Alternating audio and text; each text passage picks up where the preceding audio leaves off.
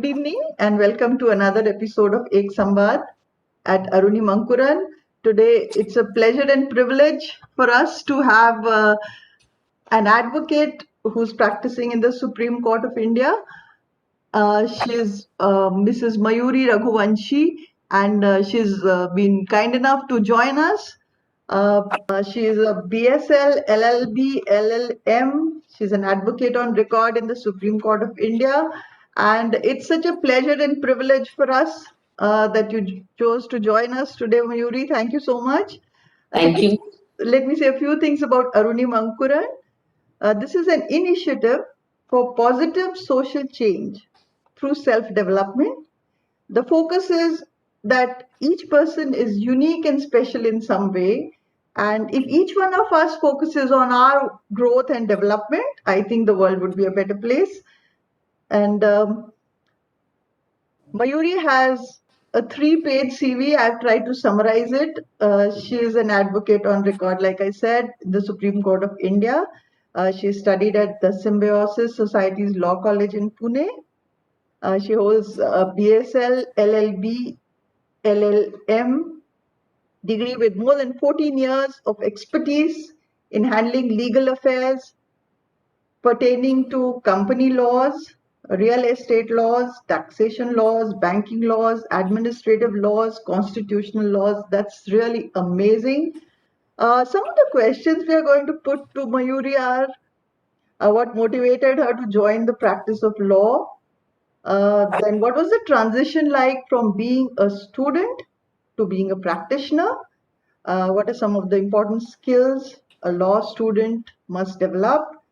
What has been the most satisfying experience in her practice so far? I'm sure there are many, but we'd like her to recall a couple of them for us.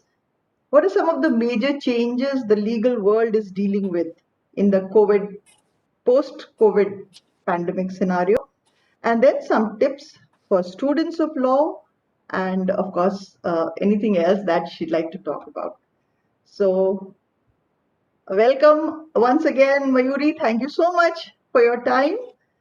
And I was just speaking to her in the morning, and there is a very nice common thought that connected us. Why don't you talk about it, Mayuri?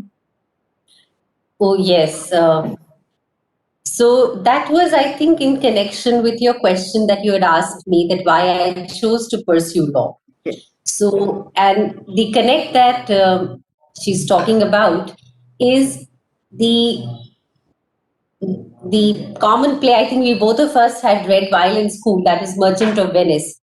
And those who are studying in ICSE board would know that there is a play, a Shakespearean play, which is prescribed in the syllabus. So, in each year it changes. It was just a sheer coincidence, I think, that the year I was to take my class 10th exam, the play that was prescribed in the syllabus was Merchant of Venice, which had Portia in it. Yes. I'm sure you know Portia is the flag bearer of many female advocates across the world because she represents. I mean, although my first impression when I was reading it was this, that she was a woman but was forced to dress as a man That's true. to take that role of a lawyer, which led me to discover later on that it was very long. It was a much later that women actually were permitted to the bar and were allowed to practice law. So in India, for example, that happened when the first woman was Cornelia Sorabji, and she had to wait for a really long time to get her enrollment after she passed out her law. Unlike us, we pass our law examination, and once we have the degree in hand, the first thing that we do is within a week we apply for the enrollment, and within a month the sanad is in our hands to go ahead and practice law. Right. And I'm grateful to all those people who have made that possible for us, because it is really, you know, a lot of effort and lot of struggle, and we do owe them a lot, you know, for what we enjoy today. And therefore, it is also our responsibility that we as human beings also contribute well, so that when we leave this planet, we do leave behind a habitable space for those who can come and feel nice about us and don't curse us that what we have left behind for them. Huh. That's a beautiful thought, Mayuri. So, okay, let me start, with asking you, why did you choose to pursue law? Well, my parents also pursued law. Hmm. So the passion that I saw in my parents, especially my father, was definitely an influence that led me to pursue the law. In fact, like for example, my earliest memories as a child, when you sit back and you try to recall, the Hmm. first thing that you can recall as a child, my first memory is of my father dictating a judgment to his stenographer. Okay. And that if I go by what my parents have, informed me, I have to be less than 1.5 year or so, or less than 2 years definitely, because I don't have any memory of my brother around. Hmm. So he was certainly not around then. So I have to be that old only. And this person, my father's stenographer, my father would dictate the judgment by calling out parties' names, like saying plaintiff or defendant. So I picked up and I used to address this man as plaintiff uncle. So I would go Oh, back and tell my okay. father that plaintiff uncle has come. Hmm. So I think those influences were, of course, it went a long way. Hmm. Looking at my father at work and enjoying that work, Right. I remember my father reading a book. It Hmm. was Lord Denning's closing chapter on our sofa, and he was so engrossed Hmm. that my earliest reactions, and I must have been, about I think less than 10 years old. But Hmm. my earliest, I can still, when I think back, I can still feel that emotion that I wanted to know why, Hmm. what is making this man, my father, so happy? What is he reading that content, that happiness that was on his face? And Hmm. I think that were the initial, I would say, influences that I saw that there was somebody doing something and was very happy about it. Hmm. So although I want to say this, I want it like this. I wish it Hmm. was like this. But even then, law was not my natural option. It Hmm. wasn't something that I thought, that, oh, I'm going to follow my father's footstep or my mother's footstep, or I'm going to one day be a lawyer or a judge. I never had those aspirations. In fact, to Hmm. the contrary, I was aspiring not to become them.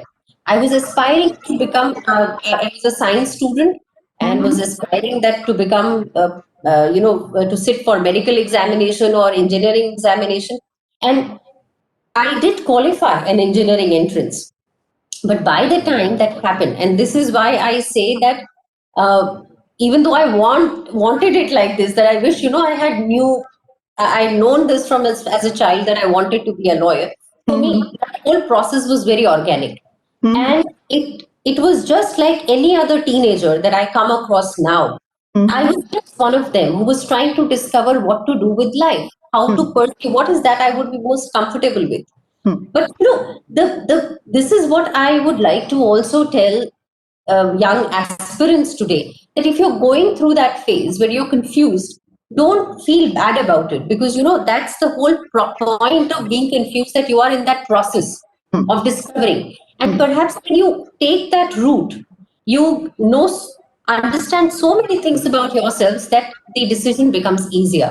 So for me, that whole process that I took, the best thing that happened out of it was this, that I knew at the end of the day that I wanted to study law, because I was, for me, it was like that I was intrigued, I was in awe.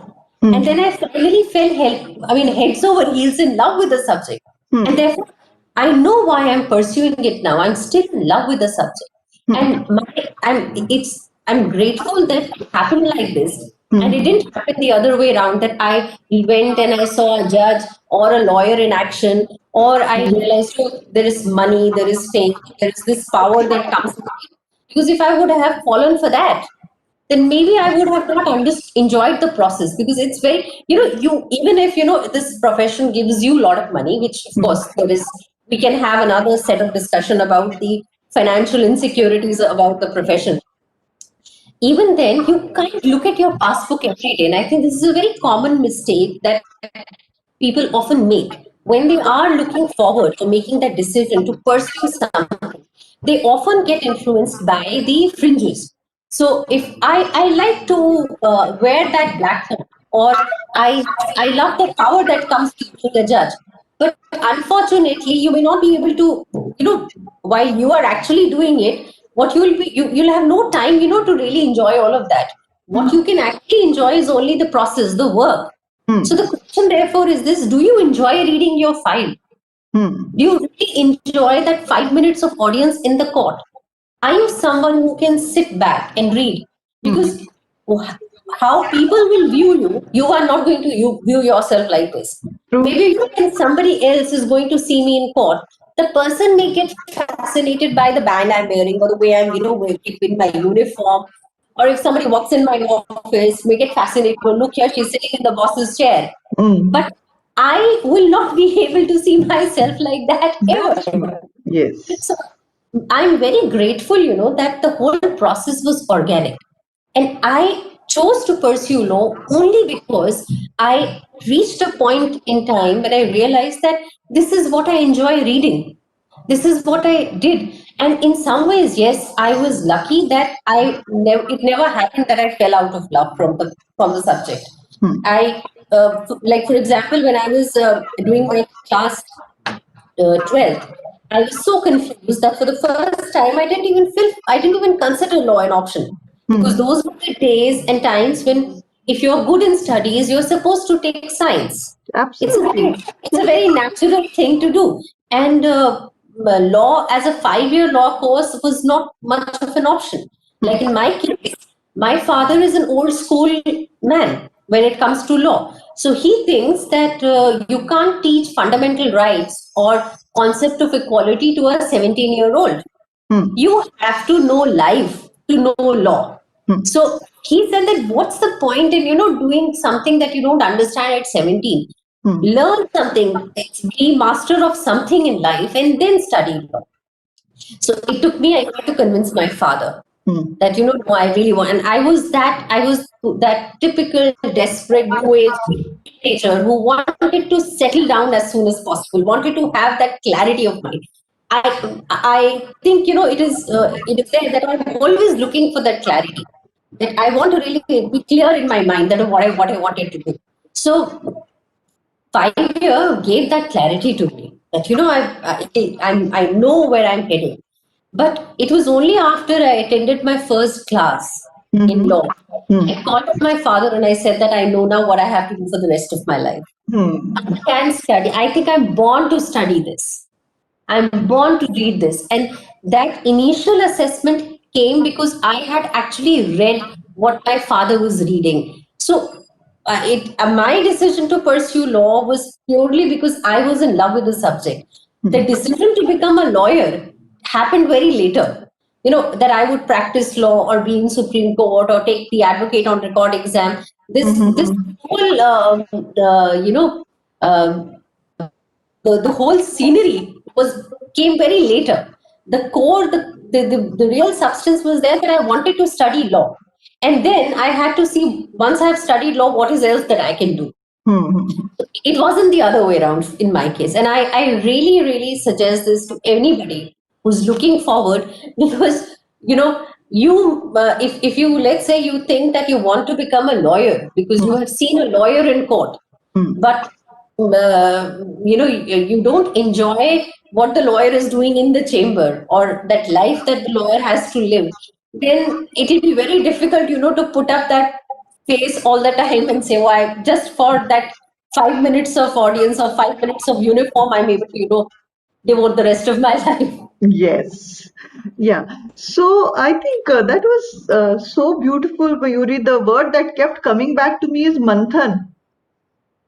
Hmm. Going through that whole process of self-awareness and self-discovery, and then finally coming out with such clarity. I think this should be very inspiring for any youngsters, who are struggling with what they want to do in their lives.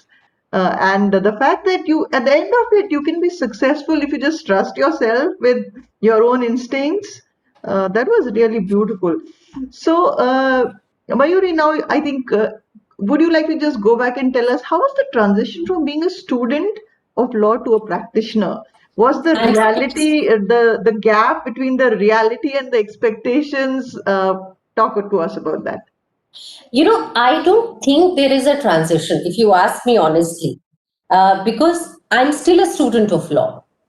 If the only difference is that it started like in a college, and you gathered some basic skills in the college, and then you were out in the world to apply and to learn further. So it's more like, coming out of a kindergarten and taking admission in a senior school. So it would be something. It is something of that sort. But if you're asking, if I have to still, this is the way I look at it. But if I have to still generally put it, I would say the transition.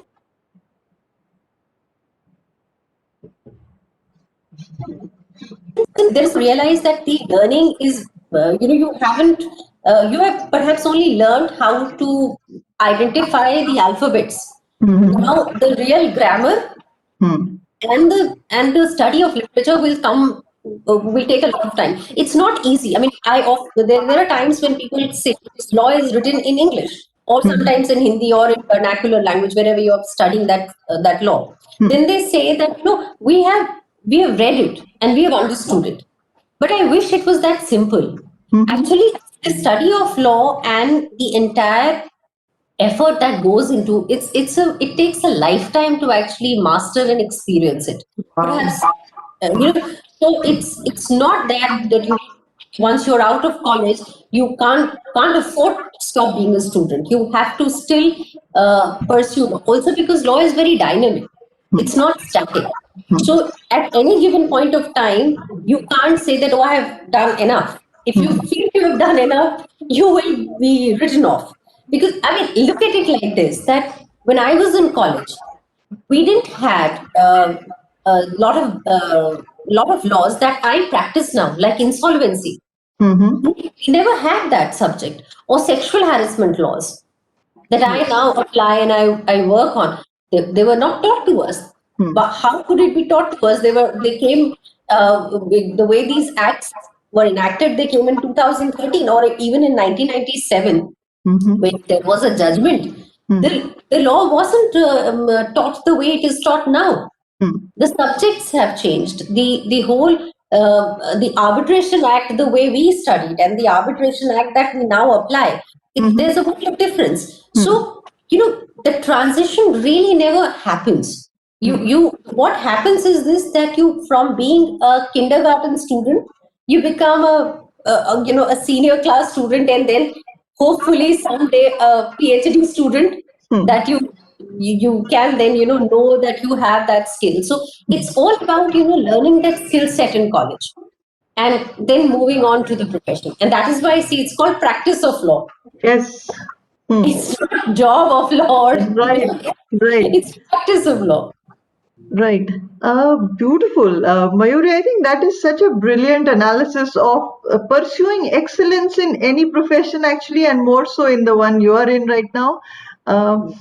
So there is this picture that we see in the movies of how the courts work. So is it really like that when you go there? And is there any resemblance between No, both the thank court God, scenes? thank God, no.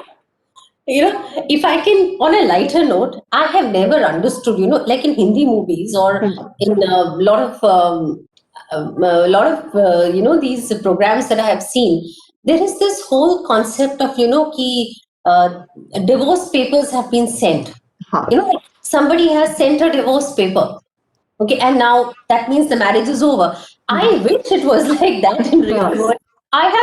Believe me, I have spent 14 years looking for that one law by which, I can send a legal notice, and, you can't. I mean, my clients would be so relieved, because, especially in India, it is not easy to get a divorce. And even, when you apply for a divorce by mutual consent, so the concept and this whole thing, that right just before the judge is about, to say something in court, to deliver the judgment. Somebody would barge in and say, I want to now, say something. Yes. Now, in real life, it doesn't happen. In fact, I personally faced once an incident.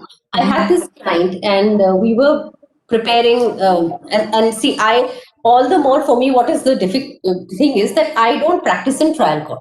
I practice in Supreme Court. So mostly in Supreme Court, the jurisdiction is divided like this, that we either get appeals, which are like at the final stages. So there will be a trial court, high court, sometimes twice in a high court, or twice, there'll be a district judge who will hear the appeal, then there would be a high court, and then it will come to the court. So most of the time when I am working on an appeal, there are at least 2 or 3 courts below it, minimum 2 courts below it when we hear the appeal, or the original jurisdiction is mostly pertaining to 32. Or you have election petitions here and there. So I had this incident that I had this very novice, innocent, simpleton client who was sitting with me, and he was not sure. We were drafting the appeal, and then he showed me a document. I said, "Why did you not file this document in the court below? This would have really turned the events for you." Then he said, no, ma'am, I said, give it to me. We need to now move an application for placing this as an additional document on record. But I must tell you, you have committed a blunder by not placing this before the court. He said, no, ma'am. If you will file this, then the opposite party will come to know. We have to show this in the court as an element of surprise. I said, this will never happen. It is your duty, your job. The law is this, that the moment we file anything, we have to serve it on the others, to the opposite party. And only then I can file it, especially in Supreme Court, they're very particular that unless and until it is served on the other side, it will not be filed.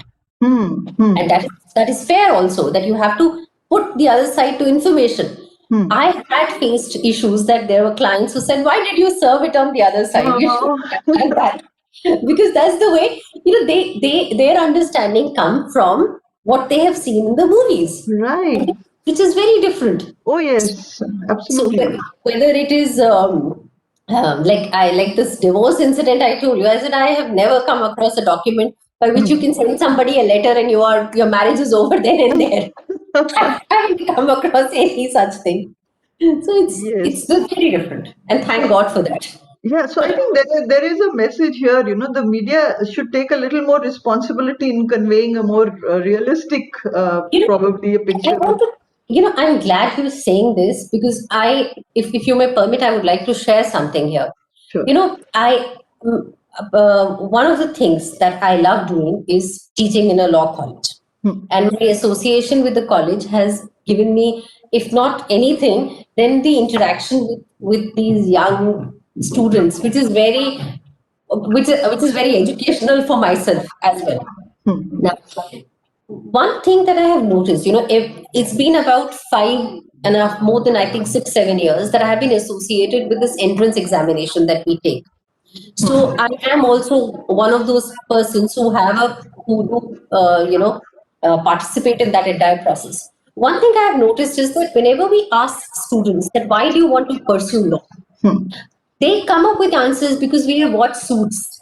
Yes. We watched Jolly LLB. And this is where, I am really scared. Because once you will come to the profession, you will realize that the world is different.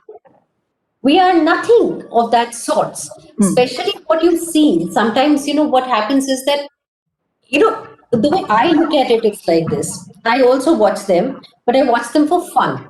Knowing fully well that this is different from reality. Sometimes you really need to create that dramatic effect. You really, really have to, generate that interest in that 30 seconds. But that's where, I think it would be really, really, I mean, even if you're fascinated by Suits, and that is what has triggered the process, please take that to a logical conclusion. Don't stop it there. Don't just watch Suits and stop it there. Take it to the logical conclusion. Take the next step. Maybe Suit is the starting point. Yes. But then let's go a step further. Let's meet a real lawyer. Go ahead, see a real court. Yes. And most importantly, I always tell people, when you look at somebody and you say, I want to be like that person, at least, ask, I mean, can I do what that person is doing? Will I be happy, doing that kind of work? Because every profession comes with its own ups and downs. True, absolutely. So if you think that I'm willing to take that road, that I'm willing to take that journey, then there is nothing like it, because you, at the end of the day, I believe it's very important to enjoy the process, to Absolutely. enjoy the experience. I think even when we die, and if anything is to be believed that there is an afterlife, then I think all that we'll carry with us is the experience. So that experience should be better, good, other than Yes. anything else. I don't think, so you don't know. I mean, who knows, where the career will take you, or where I'll be 20 years from now or 10 years from now. I don't know. But the question is that, am I enjoying this process? So true. Absolutely. Absolutely. So that is where I think, I don't have a problem with Suits. I don't have a problem with any movie that is depicting. My only problem is with youngsters who look at that, but don't, even if you're inspired, take that to a logical conclusion. Don't end there. Don't let your aspirations just be, limited to that one particular event. Yes. It's very important to do a reality check before you just get carried away by what you're seeing on the screen, maybe. The other way I can put this is that now, my favorite character in Mahabharata is Arjun. And the one thing that I like about Arjun is that, unlike others, he continued to study. He continued his education. So it was, they all started from that one Gurukul.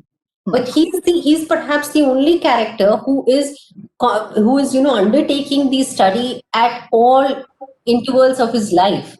So that is something where, I mean, even if we all are starting from that one pool, why don't we just, I mean, if you're looking at Suits, well ahead, go ahead with that. But then what have you done after watching Suits? What is Yes. the next thing that you have done? Yeah. So that, I think, somewhere, if you're looking, I think Arjun has to be every student's aspiration in that sense of the term, because he's really the best student. He Yeah. deserves to be the best students because he's continued the education throughout. Right. Right. That willingness to invest in the effort which is also required. I think that is also very important. Wow, Mayuri, this is such a pleasure talking to you. Okay, so you just talked about some of the skills that they talk to you about in law college, and then you have to come and practice. So why don't you just talk to us about what are some of the skills that a law student should be trying to focus on and develop within Well, himself or herself? the most important that in my opinion, is the ability, is a habit of reading. Because as a lawyer, I mean, whether you practice law or you end up becoming a professor or you become a judge, I mean, or in whatever ways, your tools are words. All you will do is you will read all your life. You're either, if you are drafting a petition, you are reading something, or you are writing something which is to be read. Hmm. If you are a judge, you are dictating something which for all times to come is going to be read by others. So, and in order to arrive to that judgment, you will have to read 10 other things. So the basic skill set, that isn't like it's like what is a voice for a singer, words is for a lawyer. you know Wow. you have to be surrounded by words. So the first question that I think we have to ask ourselves is that, am I comfortable reading? Because this is what you will have to do all your life. Are you a voracious reader? Do you have a habit of reading? Are you someone who enjoys picking up anything? Because if you look, the way I look at my files is sometimes they're all stories waiting for a climax to be written. So all we have to do is assess the court and arriving at a climax. And in my case, because I'm at the apex court, that is really the end of the litigation sometimes. That's the end of the story that we write. Right. So every problem that is before you is, at the end of the day, is it's all in black and white. So do you have that stamina to read? One of the things that I have noticed is that very often, like when we take these entrance exam, and I ask them that, are you fond of reading? So they say we are fond of writing, but we are not fond of reading. To me, this sounds like as if somebody is saying that, I am fond of singing, but I'm not fond of listening to music. Which is because even while you will sing, you will listen to your own voice. So are you trying to say that I don't like my own voice? No. So that is something that I feel that the habit of reading is not there. Also, because most students, they are from that generation where things Google is available, where things are there, you can Right. type, you can get. Now that can be an advantage. That can also be a big disadvantage when it comes to the habit of reading something voluminous, because you then have the habit of having the information. It's one thing to have an information about something, but it is another thing to know about that thing. True. You may be informed, but are you well read? So while I think that my students or the young people that I interact with, they are without doubt more informed than I am. They are much, much well informed than I am. But I think where I'm able to beat them in the game is the fact that I'm well read. I have read. They are informed and I'm read. So what happens is that they can be very useful to me. A well-informed person is of great use to somebody who's well-read. But it's the other way around. If you have to be useful to your own self, you have to have that reading skill. So if there is one thing that you will have to develop and inculcate in a law college, is that your ability to read. Do you have a habit of reading? And believe me, the best thing about being a lawyer is that you can poke your nose anywhere in any subject. So if tomorrow you start reading about psychology, or you start reading about even history or geography, believe me, nothing can go waste, and you can always tell them that this is my work. Yes. I'm entitled to read it, because tomorrow, and it has happened sometimes. When you read something, and you may not realize that some years later how it would come back and will help you in some ways. Like, I'll give you an example, and I'm especially taking this example because this is, when you are, of course, reading about history, or reading about, sometimes, when you're doing a gas pipeline matter, you have to understand what is the how the gas flows in a pipe. You will have to understand physics and all those things. That is your job. But just generally, how reading sometimes helps is, I had long ago I was trying to develop this habit of reading in subjects other than English. So I picked up Munshi Premchand's Motu Ram Ka Satyagrah. Now, in that book, he was describing an incident about a man, about how he was criticizing that Mahatma Gandhi had brought religion into politics. Now, coming from the education background that we have, I didn't understand that at all. That what is he saying? And what does it really mean? And when I read that on that particular day, that incident, that it was just a story for me that I read for fun and it was over. But many years later, I opened up a book which is called, which is known as the Bible of Constitutional Law in our country. It's this book on constitutional law by H.M. Sirvai. And this was when my senior wanted me to, prepare a write-up on a particular thing. So I was reading that, and he had there was a whole write-up about that he has read with respect to transfer of power, and how his analysis had changed, and he had used the same term about mixing religion with politics. And I could at that moment connected exactly with that. And at that point of time, I understood, because that book was read, that story by Munshi Premchand was written at the same time which was in that book. So while I have, when you read a story which is that old, now see, it's a story set up in pre-independence era. I have, and when you, even if by way of a fiction, when you are hearing a conversation of two characters, you understand things which you don't understand when you read history books. True. That completely, it gave me that perspective. And I prepared that write-up, and my boss was very happy about it. He said, "Oh, you got the point." I said, "Yes, sir." I said, and thanks to Munshi Premchand for that I got the point. Reading does help. So even if you're reading a novel, don't think, it'll go waste. Yeah. It'll help you in some way. It'll come back. Yes. Yes. So, and what else? Beyond, let's say this is one, and what else? See, well, there are many, but so if I have to say, with respect to, like, you'd asked me also about the thing about tips when we were talking over phone.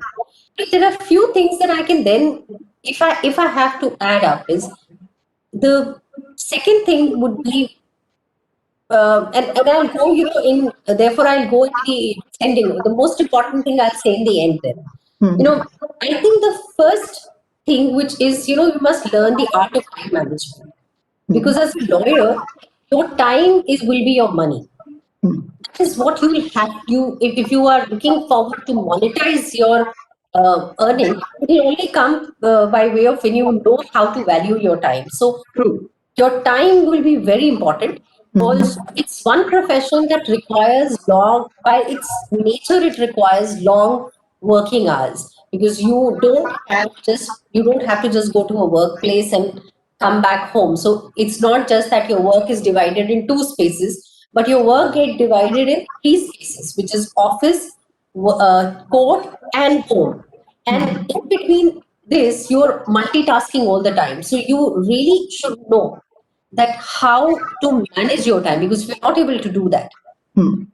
Reading, of course, it's very important. You should, and when I say reading, I think in today's time there is a problem that we are forgetting what is the primary source of information and what is the authentic source of information.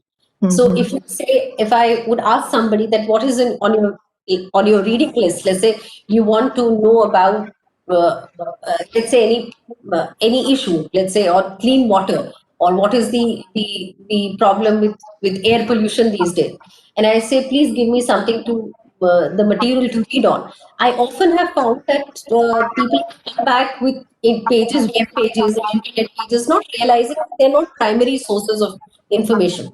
They're Very not true.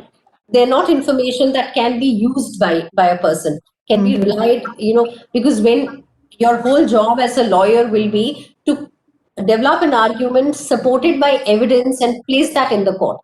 Now, if you are relying on sources that are not reliable, not authentic, they are not primary, you will have a problem. So I think the other skill set that must be developed in a law college is to understand and identify what is an authentic source. And this is all the more important in today's time, because we don't know, we are surrounded by so much information that I can actually click, on the internet, I can type and I can even get the medicine. I know what Oh, medicine is yes, right for, absolutely. Yes. for cancer. I can know Yes. exactly what chemotherapy or, bone marrow transplant is all about. And the most important thing, I think, which is often, underrated, is one's health, which is both physical as well as mental. We are going through difficult times in terms of the pandemic, but even otherwise, uh, my this is my view. You may disagree with me, but I think the most important thing to be successful in the profession is to have good health, whether it is physical health or it is mental, or rather mental health, maybe perhaps all the more important, because it's easier to maintain physical health and it is all the more difficult to maintain mental health. But as a lawyer, mental health is very, very important, because you're all the time interacting with people the people only come to you when they have a problem. There is it's all disturbed. Somebody would be will be in trouble, either because it's there is a financial issue, there is an emotional issue. Yeah, they're going through a divorce, or they are going through a crisis in the family, or they have lost a job. So they are going to come to you when there is a problem. True. So you're always surrounded by problems. Therefore, to have that state of mind where you not just remain happy and in a positive state, but also that you are able to find reasonable solutions to those problems.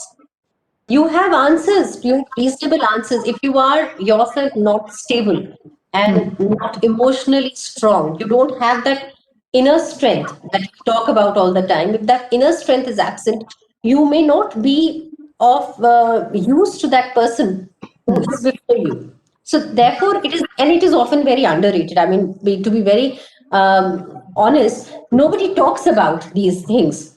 And uh, the problem is that sometimes I see these young girls who are working with me or young boys who come as intern. I see them stressed, worried about life. There is an they are often worried about how they are. And in our profession, one of the difficulties is this, that it is because you don't get a salary.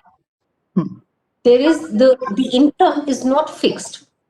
Now, my answer to this issue is, I say, who wants to play a fixed mat up anyway? You know, you only hit a six when you know that you can also get run out. So that's the whole, pleasure of it's one of the things that that gives me a high in the profession.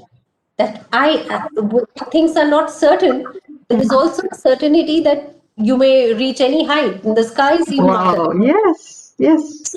I look at it like this, but I often understand, and I completely understand that financial insecurities is something that worries young aspirants a lot.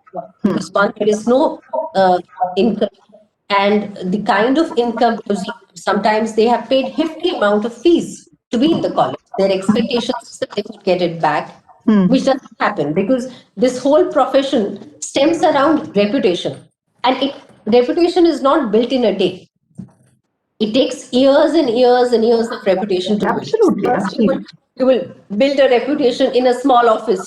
So even for your boss to have that faith on you will take some time. Then there will be a smaller pool of people who will have faith in you, and as your pool will increase, your reputation will increase, your stature in the profession will also increase, and so will your income. So your income is directly proportional to your reputation, if you ask me, in that sense of the term. That's what usually happens in the profession. So that that whole process, if you don't enjoy it, you are getting affected by it, and you are, it's like Mr.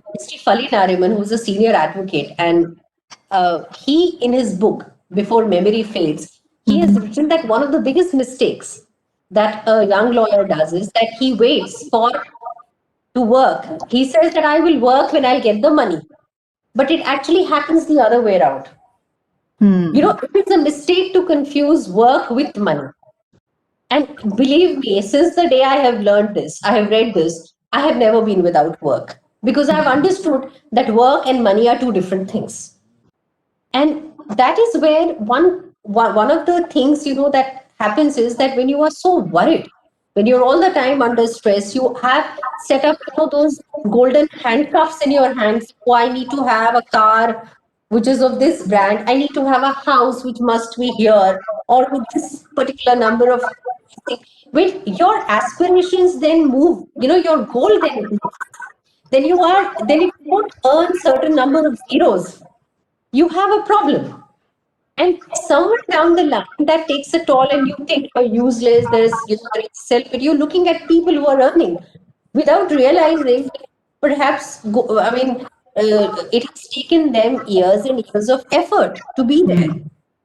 And so it's very important, I think, when you are in the college, to have that clarity of mind that I must, to have that positive attitude, to have that focus, and to give importance to things which are important, and not to give, if you're aspiring to make money from the day one, then maybe you will make money. But then the problem is that in most cases, money is a byproduct of an experiment. So the question is, what is your experiment? What is your building? What is your end goal? Money is a byproduct. You can't confuse that byproduct with the end product there. If it is your end product, there is some real problem. And I see most issues arising from there. There is too much in order to sustain yourself. I have often seen there are like I had this particular girl working. is absolutely very sincere. But she doesn't have a sleep pattern. So if I would send her a message at 10 o'clock in the night, only I have sent that message at 10 in the night because I'm afraid that I may forget it in the morning to send her. So I Mhm. sent her a message at night, but she would respond by 2 o'clock in the morning with the answer. Hmm. The whole thing is that on one hand, I really appreciate and admire that skill, but I'm afraid that for how long?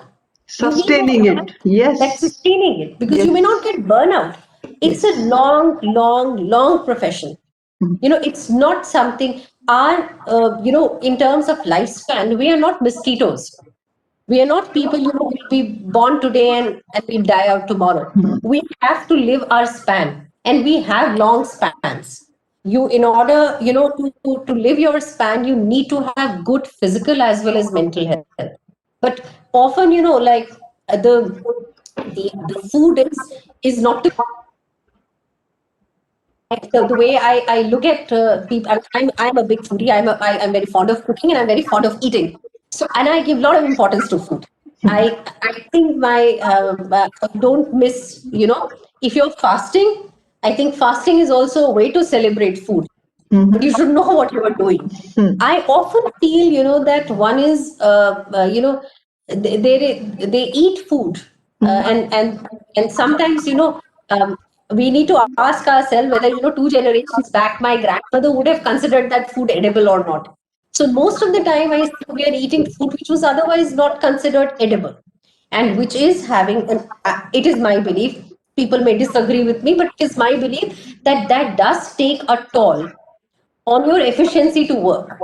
Your efficiency to work is like what fuel you are giving to your body So at the end true. of the day. Absolutely. What fuel you are Absolutely. giving to your mind.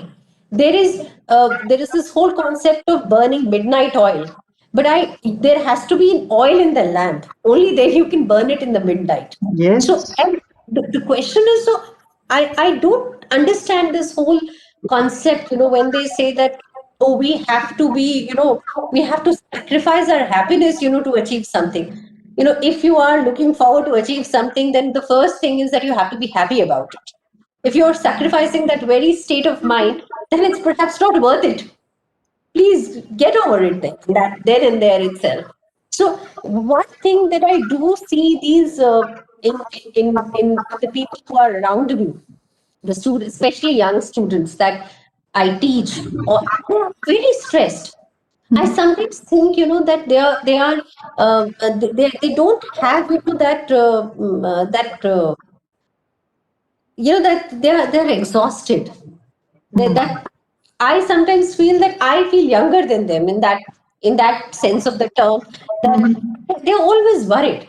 What will happen next? How will we sustain? How will we survive? And I had this conversation once with a very young girl, and she said that I feel like this because I have, sustained and survived for 14 years. For her, that is the fear. I completely understand that. It is easier for me to say that I have now survived. But I can tell you something that I survived because I was not so much worried about it. Mhm. When you're working, you are so engrossed in it that you don't have time to think about the failure. I once asked somebody that when should I know that I'm really prepared for the exam? When I was a student, and I asked a professor that, sir, how can I know that I'm prepared for the exam? So Mhm. his answer to me will remain with me all my life. And he said that, when you don't worry that whether you will pass or fail, that is the state of mind, when you achieve, when you are prepared. So if you are too much into work, you will not have time. If you're focused on what you're doing, you will have no time, based on the outcome of that work. And perhaps that's what Bhagavad Gita also talks about. Perhaps that state is moksha that one has to look for. That you just have to do your work without and it's easier said than done. We all get worried at some time. So the only question is, do we know what we have to go back to? Mhm. We get worried at some point of time. What will be the outcome of this? How will we go in court? We all get nervous every day. How will whether this will turn out right or not. But then go back to that. Are we going back to that? That state of mind that when I don't worry about the outcome and I'm focused on the work is what I think it's very important. I really think, that Bhagavad Gita was written for lawyers because it's just so something that you have to put in practice day in and day out. You will not be able to survive if you think about the outcome because that outcome is really not in your hand. Sometimes when people come to me and they say that I don't think that I ever have made any difference in anybody's life because I think I'm too small for that. So I can't guarantee or give a warranty of an outcome of a litigation. But what you can guarantee and warranty as a lawyer is that you would put in the best effort there Wow. will make the difference. And in fact, interestingly, the Bar Council rules, under the Bar Council rules, it's absolutely unethical to guarantee somebody that you would win the matter. It's not Wow. ethical for lawyers to say this. Huh. Yeah, we are supposed, our job as officers of the court is to assess the court in coming to a judgment. We are officers who assist in that lawmaking process. So you are not, as a lawyer, you're not supposed to tell your client that don't worry, I'll win this for you, or I give you a guarantee. If I don't win, don't give me fees. We're not supposed to say this. And somewhere I think this entire thing stems from that state of mind. Because you will not be able to work if you're worried about the outcome all the time. You have to understand that your job is to do that job and to do it with the most utmost sincerity. So something that I really think in terms of skill set or in terms of the learning in the college, there's something that you should be really aware of, that I will have to do that work and stay focused on that work without being affected by the outcome. And it's a long road. Nothing is going to happen immediately here. Because what you are looking forward to do is going to, the I read somewhere that the road of law takes the highest offices in the country. So it is a long road. It's not a short road, it's not a bypass. So it's a long road, and you must have the energy, physical as well as mental, to undertake that journey. It's a long journey. You must have that strength, that inner strength to take that journey. Wow. While we are still talking about this, Mayuri, I can see you almost glowing, and the passion that you have for what you are doing is coming across so beautifully. Why don't you just share with us a couple of things that you do, maybe, so that you can sustain this level of happiness and what are you doing towards keeping yourself in a good mental space? Because I'm sure it's quite stressful when the expectations of so many other people are on dependent on the outcome of what you do, at some point. So just share that with us. One thing is this, that I try to remain honest with my clients. So I tell them sometimes, which may upset them also. So I tell them that my job is, to do my thing well. Sometimes just to avoid being rude, I may not say that in clear words, but then it will come out in my action. The other thing is, that I think one of the best ways to remain positive is to shut out negativity. So anything that disturbs you, you'll have to shut it out from your life. You'll have to be a little more, I think, and it happens to all of us. I may also have my low moments. I may also feel bad about something.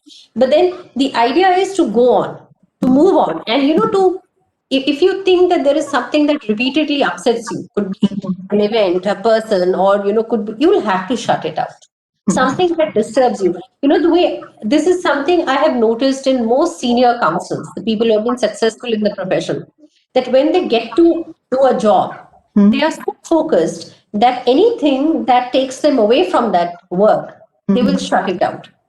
And, to each his own happiness.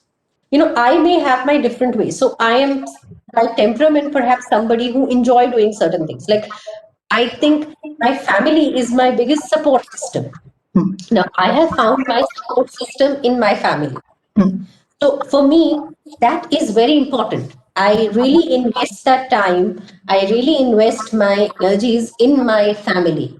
Because if I don't do that, Hmm. that is from where my whole energy comes.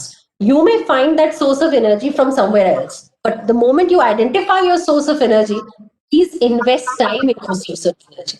So I have found my source of energy. I Hmm. have found ways to recreate myself. There are days when I don't understand something, so I just shut it down and I do something else. Hmm. Now, I am someone who enjoys reading Hmm. by way of a hobby. So I do read storybooks. I'm someone who's very fond of cooking. Now, there are a lot of people who say they're not fond of cooking. Hmm. I'm very fond of cooking. I think it's a stress buster because I'm otherwise all the time surrounded by words. So Hmm. that's the only time I'm surrounded by something semi-living, like Hmm. a vegetable, Hmm. and, and and it's not a written word. So I really do. I think that is something I do. In fact, this is something I tell a lot of young people who work with me, that what if because there is so much uncertainty in the profession. Said, what if we don't make it, we don't survive it here in the profession, we don't really survive in litigation. So I always tell them, whenever I had that fear, I always thought that I know how to cook and I'll open up a dhaba. So the alternative source of livelihood was always secured. I would do that. So, you know, you have to discover your own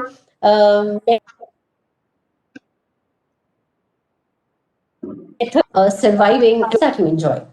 Most importantly, I think, if you enjoy work, enjoy your work, Hmm. Hmm. much of a problem. Yes. Most of the stress that comes is when you don't enjoy the process. So if you really enjoy what you do, if you Hmm.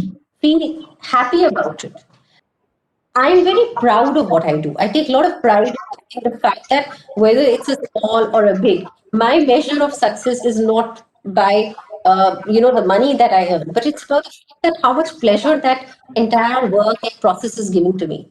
My 5 minutes before the court is Hmm. a beautiful time of the day that I'm always looking forward to. After every matter, even when I started and I didn't have much work, and when you start, like you don't have many cases. So every time I would appear before a court and argue a matter, I was always looking for the next time, irrespective of the outcome of that case. Hmm. I always would come back and say, when will I have my next matter listed? Yeah. So, so I think I asked God so much, for work. I'm always asking for work, that please give me work. And with the grace of God, when as I said, from the day I read that book, Before Memory Fades, and I understood that work and money are two different things, I've never been touched without, never been without work. So if you are happy, you may not need you may not have to do much think about it, but you enjoy. And even in days when you are low, you need to identify your source of energy, and you will have to invest your time. Please don't take your source of energy for granted. So you true. will, you So will have to, that's like your weapon in the war. yes, absolutely. Wow, Mayuri, I think, okay, let's just do this.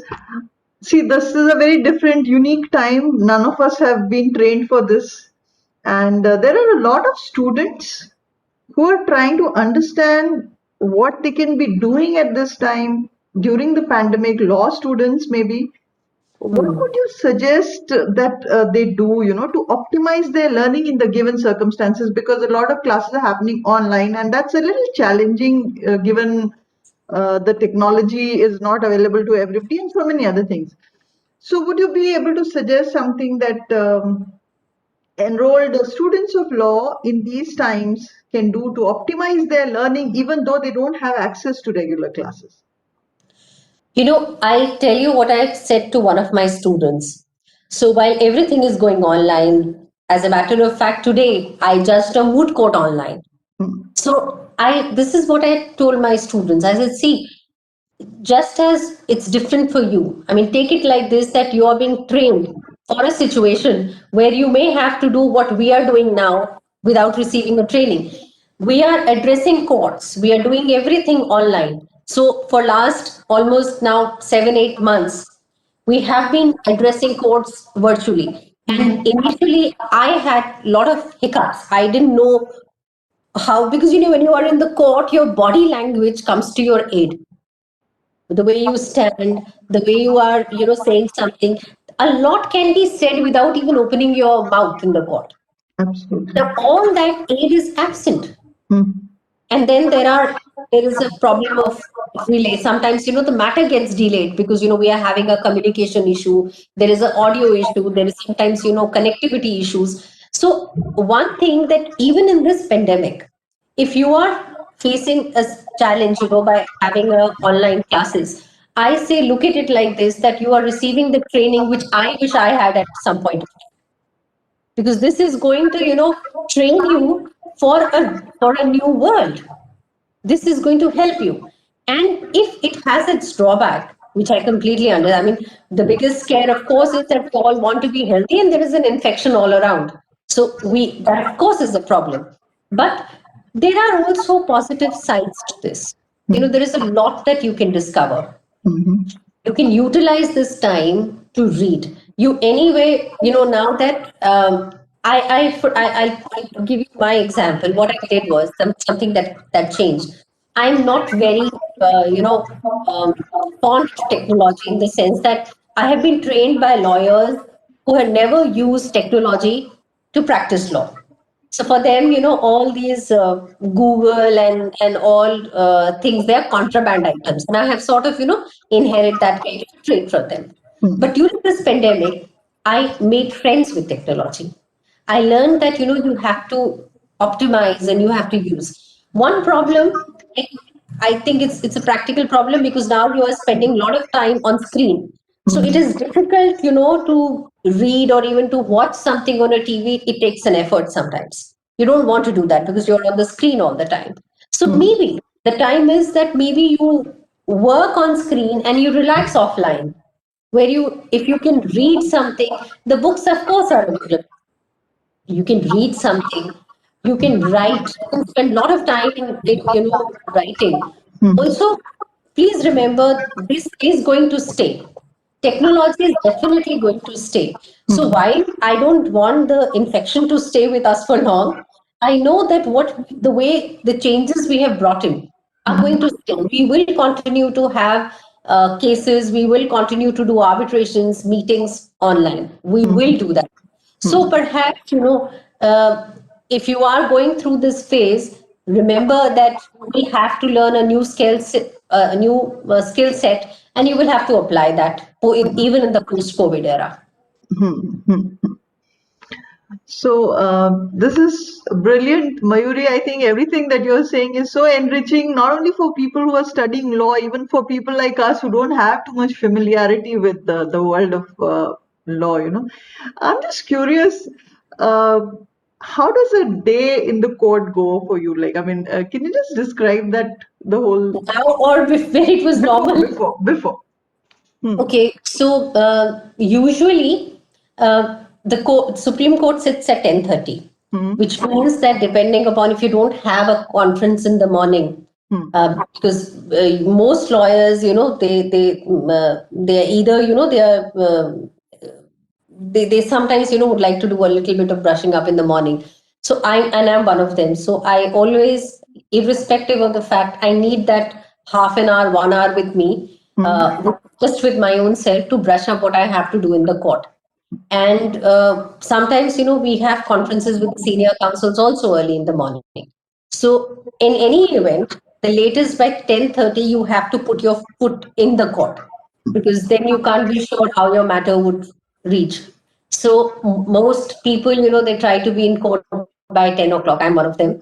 And then it means while you're running in between the court. And this is one thing, that I realized, I wish somebody would have informed me this in court. You need a lot of good physical health to be a lawyer. I mean, running in between the courts, believe me, it can put an athlete to shame. The way I have seen some people, and I am not very tall, so which means I have to run faster than the others. And if, when somebody asks me that, what in your opinion is the, when how would you, consider yourself to be fit? Believe me, my criteria is not a weight. I don't have a benchmark weight. I don't have a benchmark waist. My criteria of fitness is that if I can, without my clerk, hold my fight and run those stairs that you see in the court without, running out of breath, Hmm. I'm fit. And because this is something you will have to do day in and day out. So a lot of running around does exhaust you. So, and of course, usually a lunch is something which either happens very quickly or Hmm. sometimes you also get little, I usually prefer an early lunch. If I get very hungry. I mean, imagine, running around the court all the time. Yes. You will run. So one thing that I always do is I don't step out of the house, even Hmm. if I have one matter without the lunch in my bag. Hmm. So it could be a roti, a roll or something, Hmm. which when I was a junior, I used to keep that in my pocket. Now I have the privilege of people, who take care of my stuff when I'm around. So I would like to carry something elaborate, but I always make sure I have a lunch, and I never miss my breakfast because I don't think you can argue anything on an empty stomach. So even when you're on a fast, even if I'm on a fast, I will not miss my breakfast. I'll still Okay. have a fruit and go ahead. So the first half of the day is all in that court. Hmm. Usually in Supreme Court, we are like on a miscellaneous day, we are done by lunch. Hmm. Sometimes it takes a little longer, some matter may get rolled over. And Hmm. then, even, by latest, you will be back in office by 4 o'clock. Hmm. And it is from that time that the real work starts. That Hmm. once you are in the office, you will have to then prepare for the next day's brief. You may have conferences lined up, you may have client meetings, you Hmm. may have, if you're doing other things, there may be arbitrations in the evening. So it is a long day in that sense of the term. Hmm. But you will again have to get up early in the morning Hmm. at 10:30. So that is, and I think you can now look at it and see that how important it is to have a good health in this. Yes. Because you will, if suppose you fall sick on a given day, Hmm. say, there is no mechanism by which you can apply for a leave. You're not going to, if imagine, there is a Oh, man who, yes. imagine there is a man who has waited, let's say, for a long time, because let's say he would have come to you for Hmm. a matter, you would have filed it, then the court would have notified a date, the matter is coming up for the first time on that particular date. And if suppose you fall sick, Hmm. you don't go there, that man loses all his chances. And he has come to you and only to you, not to anybody else. So which means that on that given point of time, nobody else can step in your shoes. And look at it like from a larger perspective, that with the kind of pendency we have in the matter, it sometimes, a person waits for his or her turn to come. Now, once that turn comes and you're not there, Hmm. the loss that man will suffer is irreparable. Yes. So Yes. you will not be able to say that, oh, I'm sorry, today I felt sick or I had fever, and so I'm sorry. There are very few occasions where you will be able to walk up to the court and say that please keep it on Monday or please keep it on Tuesday. Very few occasions when you will be able to, ask for an adjournment. You Hmm. will not be able, you can't afford to fall sick in that sense of the term. There will be, with women, there are all the more problem because it's not just about your health, but also about the health of your child. And I think all working women, if you ask them what is the biggest difficulty they face, they say the day when the child falls sick is the time, and there is no one to attend to the child. That's the time when we find difficult to work, because we don't find difficult to work on any other days. So for a lawyer, it becomes all the more because if you're working somewhere else, you would apply for a leave saying I'm fallen sick, I'm down with fever, please grant me a leave, and you'll get a leave. But there is no place to apply a leave. You'll go to the court, ask for an adjournment. Maybe the court will consider that you are not well and therefore let the matter be adjourned. But even for that, somebody has to go and ask for an adjournment. And even when the matter is adjourned, the problem is the court may have the next calendar fixed after 3 months or 6 months or 7 months. And that man will lose that valuable time. So perhaps it becomes very difficult. So health is very important for a lawyer. You can't afford to fall sick. My God, that's so overwhelming, actually, to just even hear this, Mayuri. With so many years of rich experience behind you, can you recall a couple of most satisfying experiences? When you felt, wow, this is really satisfying, because the reason you became a lawyer, and it gives you that sense of fulfillment, doing what you really wanted to do, and something that comes to your mind.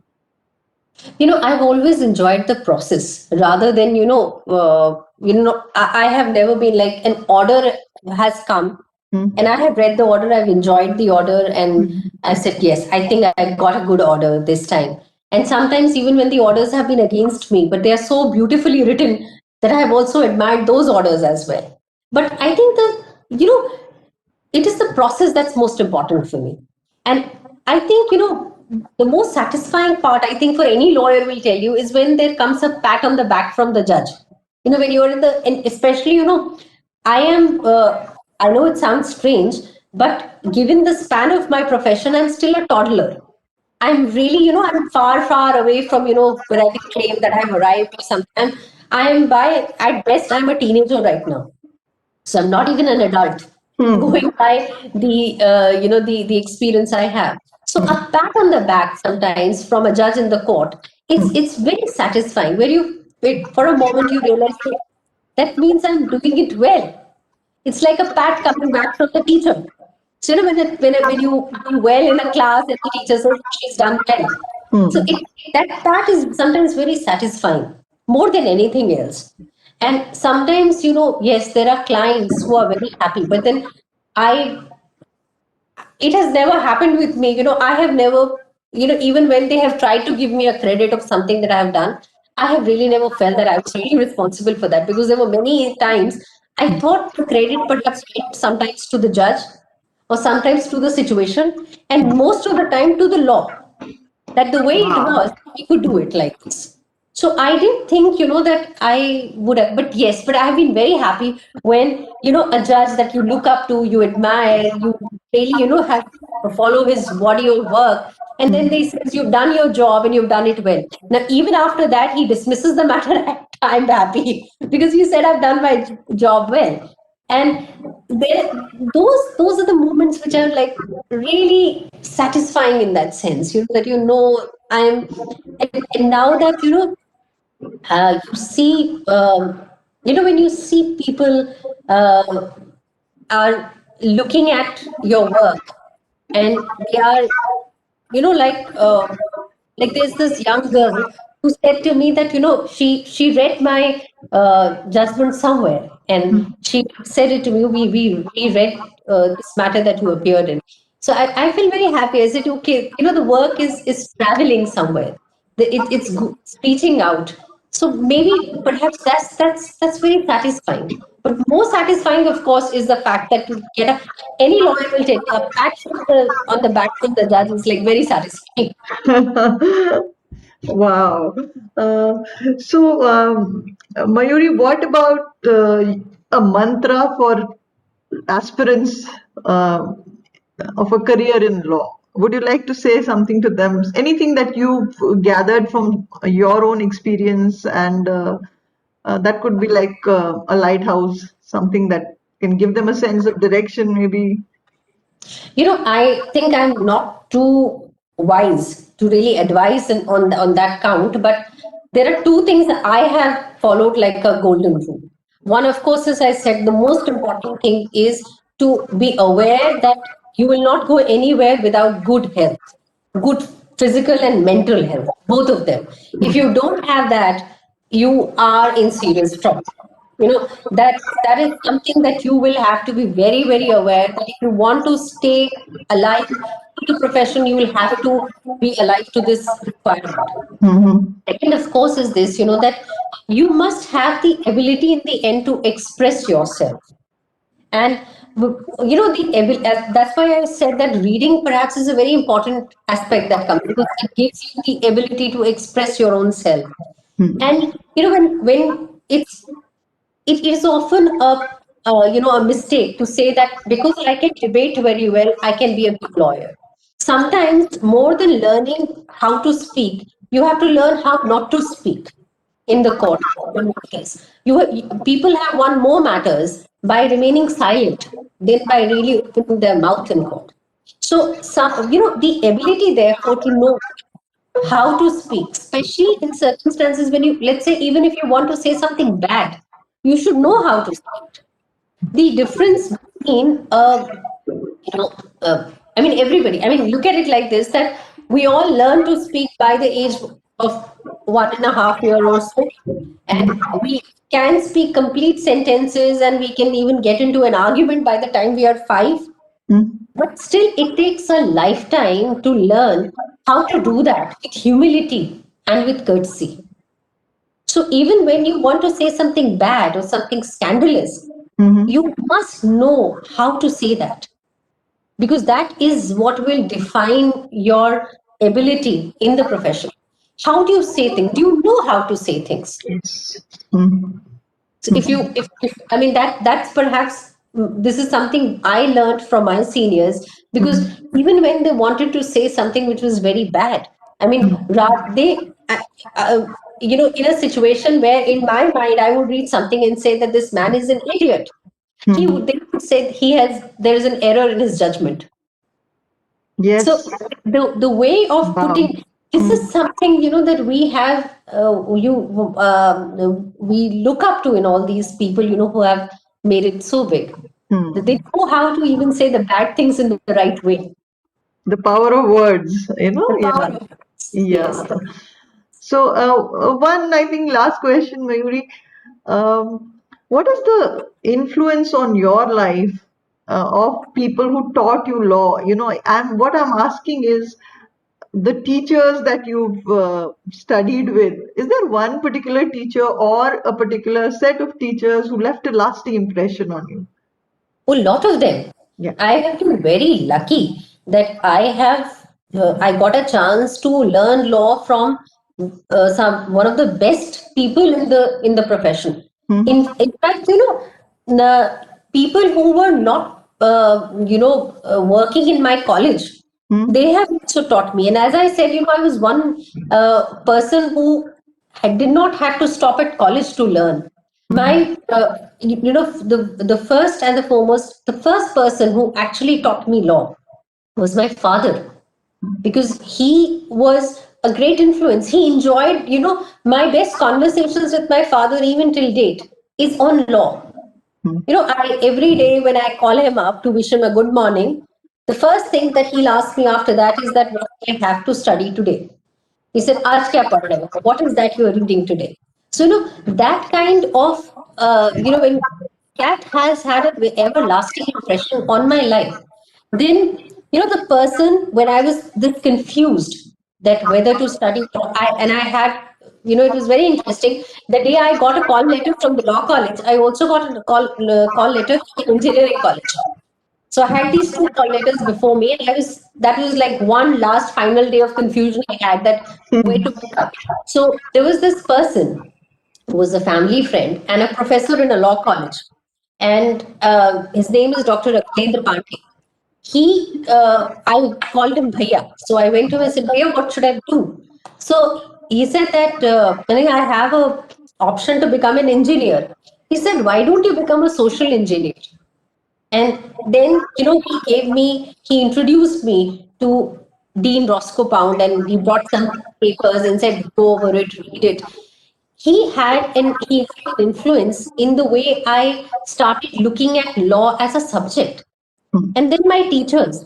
In fact, when I was in law college, in my first class, that made me realize that I wanted to do this all my life was a class on by a professor called Dr. Aruna Sampath. I'm still in touch with her. And I think, now that I also teach, I can understand that how much she is so happy whenever, she's inquiring about what I do, what I'm doing in my life, what I'm doing at work, because I now understand how much happiness it gives them, now to see us, that their education that they put in us has not gone down the drain. We are putting it to some good use. So she has been a great influence. Then the another teacher who taught me law of torts was Dr. Chandrasekhar Ravandle. And he is still my guru because now that he is a director in here in Law College Noida, in Sebastian's Law College Noida, I went to pay my regards to him, and he asked me to come and work as a visiting faculty. So, those are some, these are people who are, I'm still learning from, who have taught me along the way. Then two people, I mean, there are many, I mean, the list will go on and on, but two people I really would, I think, it would be unfair not to state their name. Are my two gurus, my teachers who taught me in the profession. Mr. S.N. Bhatt, who made me advocate on record, who taught me how the first lessons in the courts were imparted by him. And then my senior Mr. Gopal Subramanian, who just observing him was a great learning experience. And after that, it didn't end there. I this is something I want to tell the law students also. While the person in whose chamber you read will acquire the position of a parent in your life. He is the parent. He is the father in your professional life, in that sense of the term. But it doesn't end there. The seniors that I even brief now, they teach us so much. One hour conference with them is sometimes so enriching that you understand, how to look at that same problem in a different manner. And when you look, when you see people putting that example before you, setting up, like I have seen senior advocates doing matters pro bono and paying so much attention to them, like Mr. Gaurav Banerjee. He will work on a matter irrespective of the fact that whether it's a pro bono matter or it's a paying matter. The level, the effort that goes in, it makes you feel that if a man, after so many years and after acquiring a designation like this, is not is working hard irrespective of the amount that comes, then it doesn't lie in your mouth to say that I will only work once my fees are paid. So those are, there are really people who have influenced me in that sense. They're women lawyers. When you look at them, and the kind of, we are the breed of women who are living with very sometimes better bred men, who are more acceptable. They have lived in a more difficult society, and they've still made it. So, and because they made it, they made things easier for us. So definitely those women, those men who are there, they have a lot of influence. So difficult to name one. You asked a difficult question that way. But it's really nice, Mayuri, actually to look back and say, even, just to remember all the influences that have made you the person you are. For me, it was an extremely enriching conversation at Ek Samvad on Aruni Mankuran. And I'm so happy that, the kind of person you are has come across so beautifully. And also the fact that you emphasize things not everybody is talking about, but we should be talking about, things like mental health and taking care of your own self. Thank you so much for being here. It was such a pleasure. Thank you. Thanks Thank a you. lot. Thank you.